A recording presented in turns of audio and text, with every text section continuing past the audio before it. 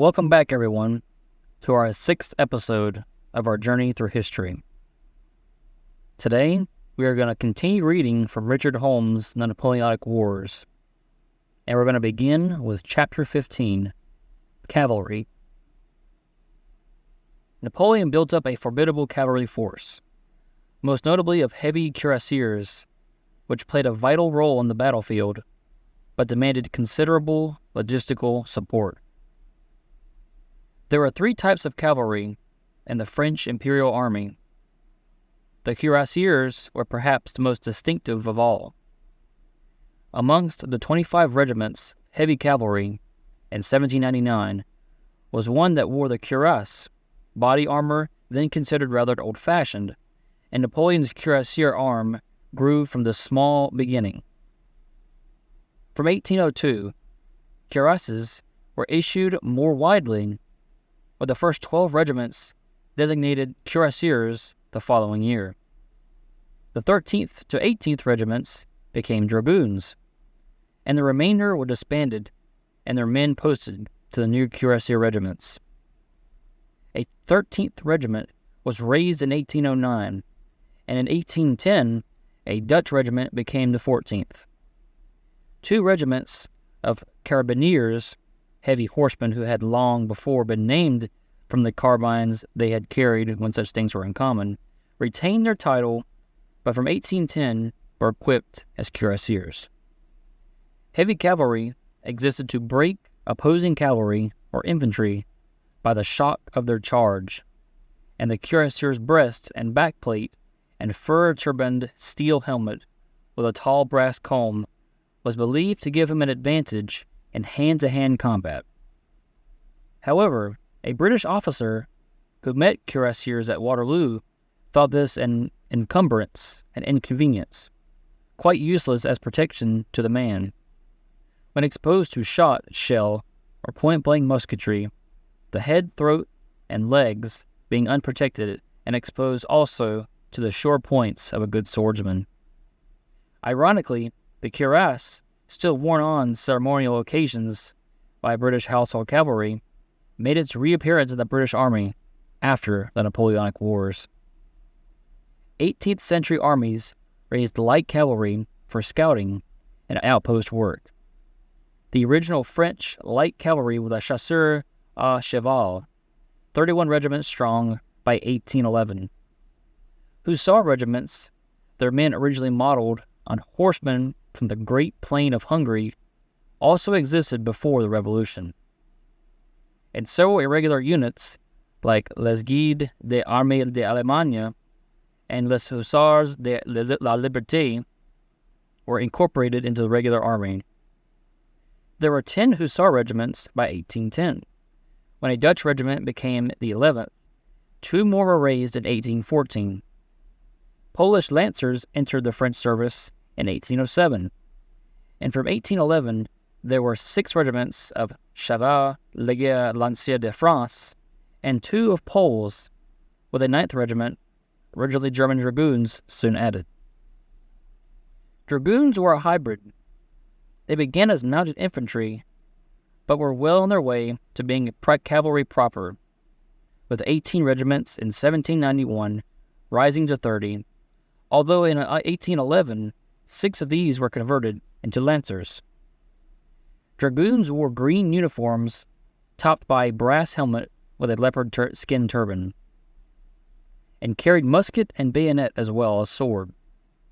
There were often too few horses to mount all troopers, and some went to war on foot to be mounted if the opportunity came. Cavalry regiments, like their infantry counterparts, were commanded by colonels and contained around 550 men. Though organization varied, most had a small headquarters and 8 troops. Captains' commands around 60 men apiece, usually grouped into 4 squadrons.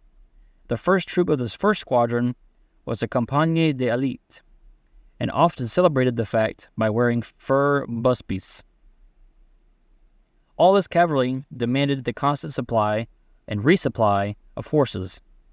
In March of 1805, only 700 of the 1,060 cavalrymen in Davout's corps had horses. and 300 men in each dragoon regiment marched on foot. The defeat of Prussia in 1806 enabled cavalry to be remounted from captures and requisitions. But the 1812 campaign in Russia was disastrous for horses as well as men, and although Napoleon's agents brought over 21,000 mounts in 2 months, there were repeated demands on France, with voluntary donations and requisitions. Supply rarely met demand. By February of 1813, one remount depot had received 765 of the expected 2,500 cuirassier horses, 350 of the 600 dragoon horses, and 277 of 700 draft horses. Lowering the required standards helped make up numbers, but often put French horsemen at a disadvantage.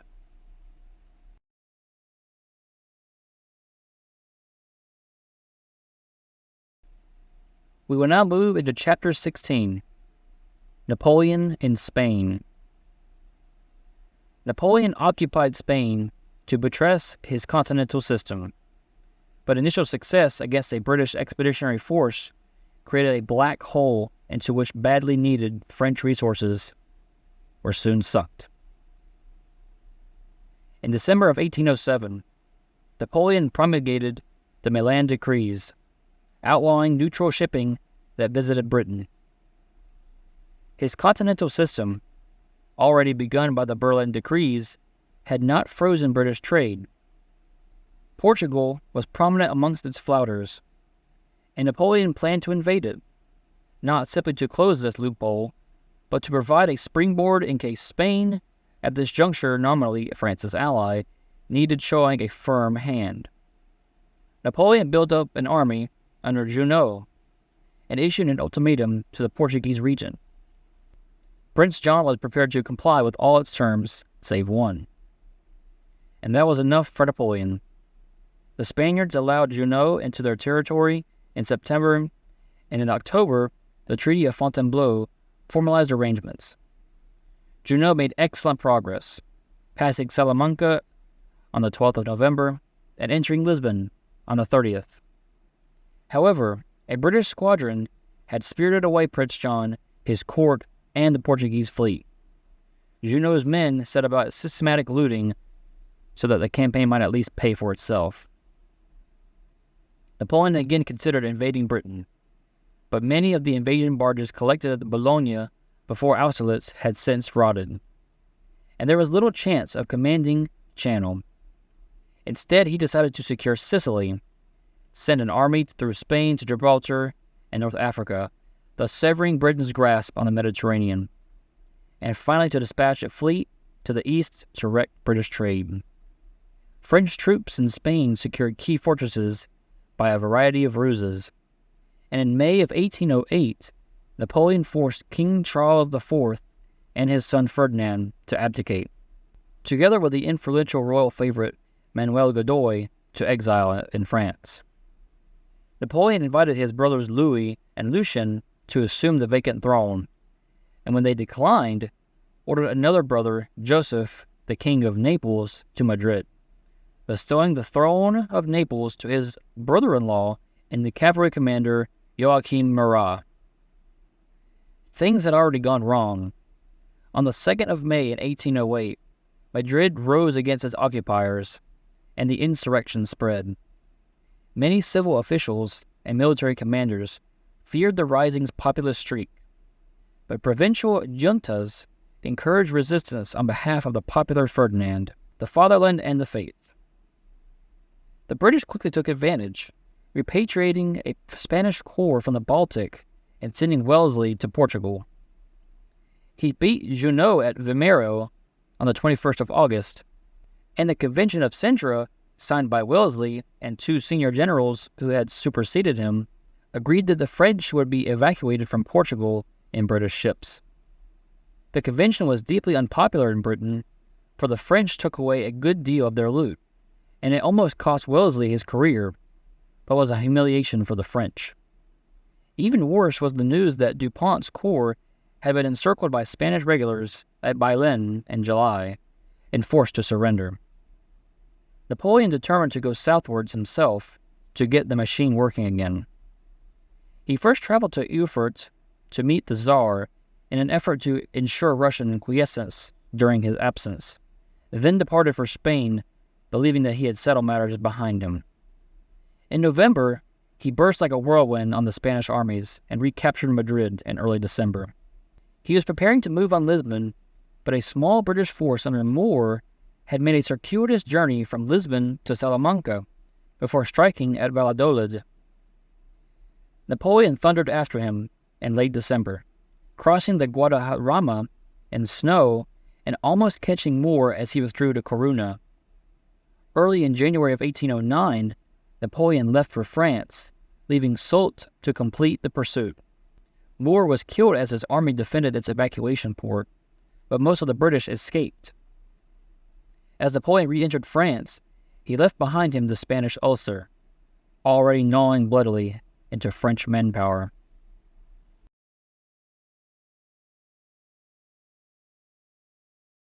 We will now enter into Chapter 17, Napoleon's Family. The empire became a family affair as Napoleon entrusted to his brothers subordinate kingdoms in Holland and Spain, but for his own heir, he had to wait until 1811. Charles and Letizia Bonaparte had 5 surviving sons and 3 daughters. Charles died in 1785, but Letizia survived to become a dignified queen mother, Madame Mère, dying after Napoleon in 1836. Napoleon looked after his siblings, though with varying success. "My brothers are nothing except through me," he ranted. His eldest brother Joseph, born in 1768, studied for the bar and carried out diplomatic duties in 1800 to 1806 when he was installed as King of Naples. He was a humane and popular ruler, but in 1808 Napoleon summarily moved him to Spain. Even there his affability shone through. But he was in an impossible position, faced with a divided nation and a major war. Returning to France after the defeat at Vittoria in 1813, he immigrated to the USA after Waterloo and farmed near Bordentown, New Jersey. He returned to Europe in 1832 and would die in 1844. Lucien, born in 1775, was altogether more determined. He became a member of the Council of 500 in 1798 and was elected its president just before the Brumaire coup, in which he played a leading part. He was successful both as Minister of the Interior and Ambassador to Madrid, but offered the crowns of both Sicily and Spain on condition that he divorce his bourgeoisie wife, resolutely declined, and lived on his estate near Rome, where the Pope made him Prince of Canino. Lucien fell out with his brother when the French troops were sent into Rome in 1810. The ship carrying him to America was captured by the British, and he spent the rest of the Napoleonic Wars living as a country gentleman at Ludlow in Shropshire and Thorngrove in Worcestershire. He returned to Italy, where he died in 1840. Louis was born in 1778 and served in the French army. After his marriage to Napoleon's stepdaughter Hortense, he became King of Holland in 1806. Hortense bore him 2 sons, the second of whom became Emperor Napoleon III. But the marriage was unhappy, as was Louis's time in Holland. He was rebuked by his brother for putting Dutch interests above those of France, and was forced to abdicate in 1810. Thereafter, as Comte de Saint-Loup, he lived in Austria, Switzerland, and Italy, preoccupied with his health, as there were concerns about his mental stability, and his literary endeavors, and would die in 1846. The youngest brother, Jerome, was born in 1784 and served in the Navy before immigrating to the USA, where he married Elizabeth Patterson in 1803. In 1807, Napoleon made him monarch of the new Kingdom of Westphalia, having divorced him from his wife and married him off to Princess Catherine of Württemberg. He served as a corps commander with mixed fortunes, for his attacks on Hougoumont cost Napoleon valuable time at Waterloo. He received his marshal's baton from his nephew Napoleon III and died in 1860. Elisa Bonaparte, born in 1777, became Grand Duchess of Tuscany. She had something of Napoleon's manner and enjoyed reviewing troops from horseback. Pauline was born in 1780. She married General Leclerc in 1797 and accompanied him on an expedition to Haiti, where he died. She then married Camillo Borghese, a Roman prince, but complained bitterly when her husband was sent to govern Piedmont. She returned to Paris and enjoyed a racy lifestyle. The sculptor Canova produced a nude sculpture of her, and when asked how she could bear to pose for it, allegedly replied that it was no problem because there was a fire in the studio. Caroline, born in 1792, married Joachim Murat, Napoleon's most successful cavalry commander. She became Grand Duchess of Berg when Murat was given a state in North Germany, and became Queen of Naples after his elevation. Napoleon married the sweet and matchless Josephine de Beauharnais, widow of the guillotine general, in 1796. Her elegance and charm did much for Napoleon, who forgave her after a major affair, and he treated her children Eugène and Hortense as his own, making the former viceroy of Italy and marrying the latter to his brother Louis. Josephine could not bear him an heir, and he divorced her in 1810 to marry the plump and pretty Austrian princess Marie-Louise, who duly presented him with a son in 1811. Napoleon described his many affairs as pastimes that do not in the least engage in my feelings. His mistresses included the actress Mademoiselle Georges, the Polish beauty Marie Waleska, who bore him a son Alexander, who became a distinguished diplomat and statesman under the Second Empire, and the singer Giuseppina Grassini. The latter later enjoyed the favors of the Duke of Wellington and reported him a better lover, which may suggest that in love, as in much else, Napoleon was deeply selfish. I hope you enjoyed this latest episode of A Journey Through History. Tune in next time, where we will enter into Chapter 18, the Wagram Campaign.